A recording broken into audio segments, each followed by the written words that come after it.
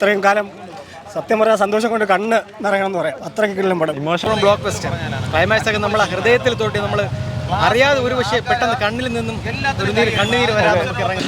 ലാലേട്ടൻ എങ്ങനെ ഒരു സിനിമ ചെയ്യണം നമ്മൾ ആഗ്രഹിച്ചോ ആ ഒരു ഇതാണ് ക്ലൈമാക്സ്. ഞാൻ പറയൂലേ, നമ്മൾ കൈയടിച്ച് പോകും. അങ്ങനെയുള്ളൊരു പടമാണ്. ഫാൻസും സിനിമാ പ്രേമികളും കാത്തിരുന്ന ലാലേട്ടൻ്റെ ഒരു കിടിലൻ തിരിച്ചുവരവ്. ജിത്തു ജോസഫിൻ്റെ നേരിലൂടെ ലാലേട്ടൻ ട്രാക്ക് മാറ്റുമോ എന്ന് നേര് കണ്ടിറങ്ങി ഓഡിയൻസിനോടൊന്ന് ചോദിച്ചു നോക്കാം.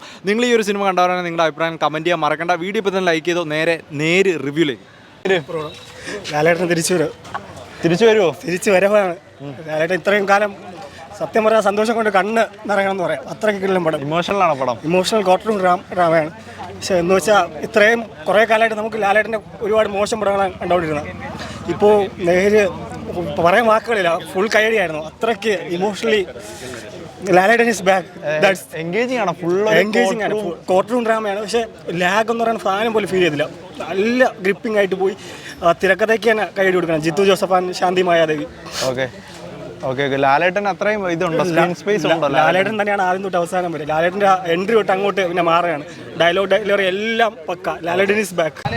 ഒരു രക്ഷയില്ല, ഒന്നും പറയാനില്ല.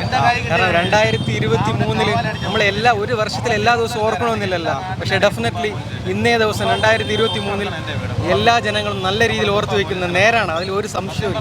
അത്രത്തോളം ബ്ലോക്ക് ബസ്റ്റർ ക്ലൈമാക്സ് ഒക്കെ നമ്മളെ ഹൃദയത്തിൽ തൊട്ടി നമ്മൾ അറിയാതെ ഒരു പക്ഷേ പെട്ടെന്ന് കണ്ണിൽ നിന്നും ഒരു കണ്ണുനീര് വരാൻ നമുക്ക് ഇറങ്ങി. എങ്ങനെയാണ് ഫാൻസിന് ഇഷ്ടപ്പെടുന്ന ഒരു പടമാണോ, ഒരു പെർഫോമർ? ഒരു ഫാൻസിന് മാത്രമല്ല, ഏതൊരു മനുഷ്യനും ഇഷ്ടപ്പെടുന്ന പടമാണ്. ഒരു മനുഷ്യൻ കണ്ടിരിക്കേണ്ട പടമാണ്. നീതിയുടെ പടമാണ്. ലാലേട്ടൻ ട്രാക്ക് മാറ്റിയോ? ലാലേട്ടൻ ട്രാക്ക് മാറ്റേണ്ട ആവശ്യമില്ലല്ലോ. ലാലേട്ടന് കൃത്യമായ റോള് കിട്ടുമ്പോൾ അതിനെ രീതിയിൽ അഭിനയിച്ച് പ്രതിഫലിപ്പിക്കുകയാണ്. അതിന്റെ യാതൊരു സംശയവും. ബ്രോ, ഇപ്പോഴേ ത്രില്ലറും ട്വിസ്റ്റും ഒന്നും ഇല്ലാത്തൊരു പടമാണ്. അപ്പോൾ എങ്ങനെ അത് എൻഗേജിങ് ആയിട്ടിരുന്നു ഇത്ര നേരം?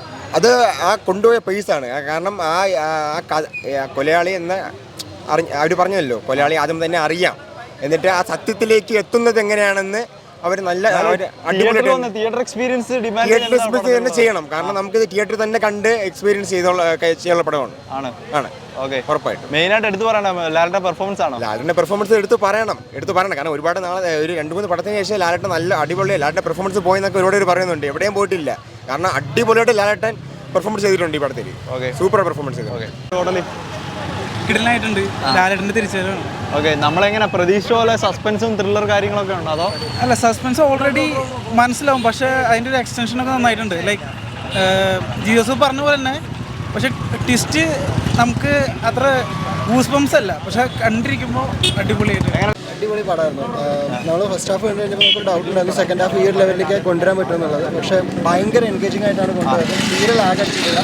ലാലേട്ടൻ എങ്ങനെ ഒരു സിനിമ ചെയ്യണം നമ്മൾ ആഗ്രഹിച്ചോ ആ ഒരു ഇതാണ്. സസ്പെൻസും ട്വിസ്റ്റ് ആൻഡ് ടേണൊക്കെ ഉണ്ടോ? എങ്ങനെയാണ്? ഇല്ല, ലൈക്ക് ജിത്തു പറഞ്ഞ പോലെ തന്നെ പ്ലെയിൻ ആയിട്ടൊരു സിനിമയാണ്. നമുക്ക് കാര്യങ്ങൾ എന്താണെന്നുള്ളത് പെട്ടെന്ന് തന്നെ മനസ്സിലാവും. പക്ഷേ ലൈക്ക് പ്രേക്ഷകനെ ലാസ്റ്റ് മിനിറ്റ് വരെ പടം എൻഗേജ്ഡ് ആക്കി കീപ്പ് ചെയ്യും. അതിൽ ഡയറക്ടറും ടീമും സക്സസ്ഫുൾ ആയിട്ടുണ്ട്. ഓക്കെ, ലാലേട്ടൻ്റെ ഒരു കംബാക്ക് ആയിരിക്കും.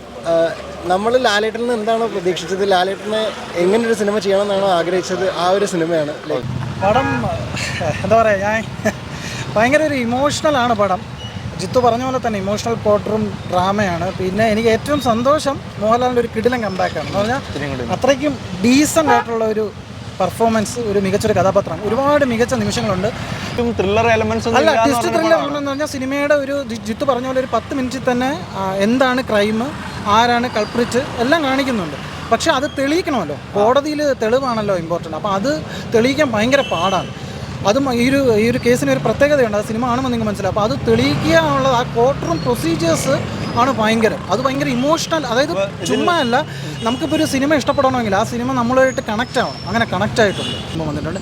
ക്ലൈമാക്സ് ഞാൻ പറയൂലേ, നമ്മൾ കൈയടിച്ച് പോകും. അങ്ങനെയുള്ളൊരു പടമാണ്. നല്ല സിനിമയാണ് ബ്രോ, നല്ല സിനിമയാണ്. അപ്പോൾ ഓൾറെഡി ട്വിസ്റ്റും ത്രില്ലറും ഒന്നും അല്ല എന്ന് പറഞ്ഞൊരു പടമാണ്. അപ്പോൾ അത് എങ്ങനെയാണ് മേക്കിംഗ് കൊണ്ട് സെറ്റ് ആക്കിയിരിക്കുന്നത്? അല്ല, മേക്കിംഗ് കൊണ്ട് നല്ല സിനിമയാണ്. ബാക്കി ട്വിസ്റ്റ് ഉണ്ടോ അല്ലെങ്കിൽ കഥ എന്താണെന്നൊക്കെ ജനങ്ങൾ കണ്ട് വിലയിരുത്തേണ്ടത്. പേഴ്സണലി എനിക്ക് ലാഗോ കാര്യങ്ങളൊന്നും ഫീൽ ചെയ്തില്ല.